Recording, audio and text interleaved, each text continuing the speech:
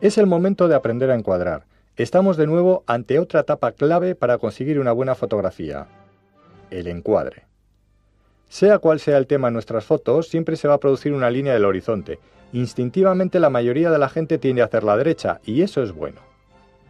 Las fotografías con la línea del horizonte caída crean un fuerte centro de atención sobre esa zona de la imagen que evita contemplar con naturalidad lo más importante de la misma, es decir, nos distraen del motivo principal. En determinadas situaciones, y sobre todo para algunas personas, el trípode es un buen aliado para evitarlo. Cuando nos situamos delante de un motivo, tenemos que aprender a decidir rápidamente si nos interesa este sobre todo o tal vez también lo que le rodea. Este pequeño análisis resulta muy interesante y fácil de hacer. Si lo practicáis, veréis como muchas veces lo único que interesa de verdad es el motivo. Entonces no lo dudéis, deberéis acercaros más, o bien a pie o bien cambiando la focal, y llenar vuestro encuadre con él. Ahora lo que más os interesaba de ese lugar es el protagonista absoluto de vuestra fotografía. Nada va a distraer ni nada va a desmerecer aquello que os interesaba porque le habéis dado todo el espacio que merecía.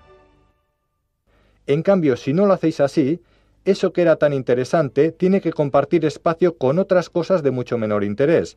Como resultado, tendremos una fotografía mediocre. Habrá un punto fuerte en la imagen y otro sin apenas interés.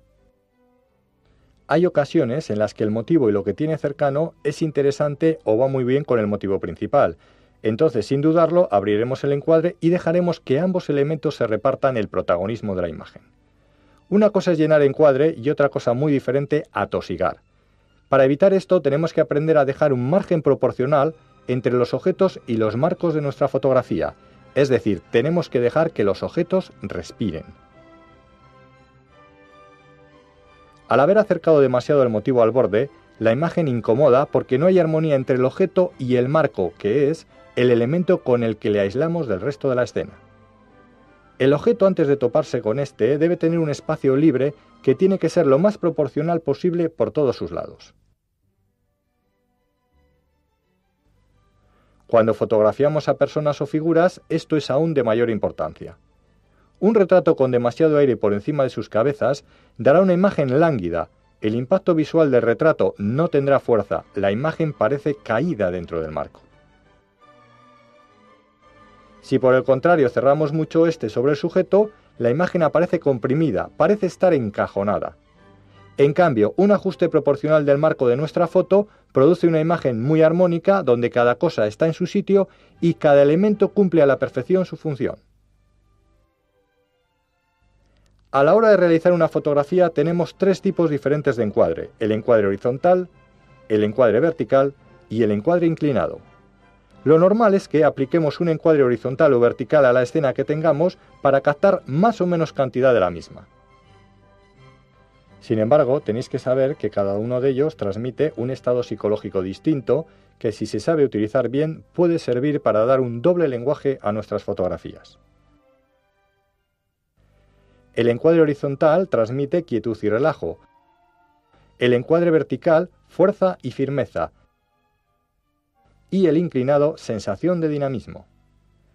Con esta técnica no solo mostraremos un bello lugar, sino que además podremos transmitir también la sensación de tranquilidad que produce utilizando un encuadre horizontal.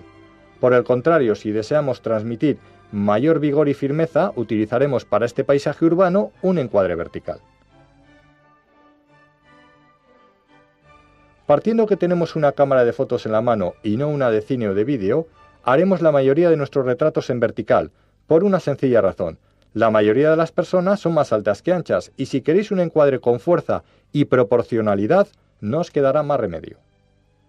Si abusáis del plano horizontal en el retrato, sobre todo individuales, vuestras fotos tendrán excesivo aire por ambos lados, robándole protagonismo al motivo principal.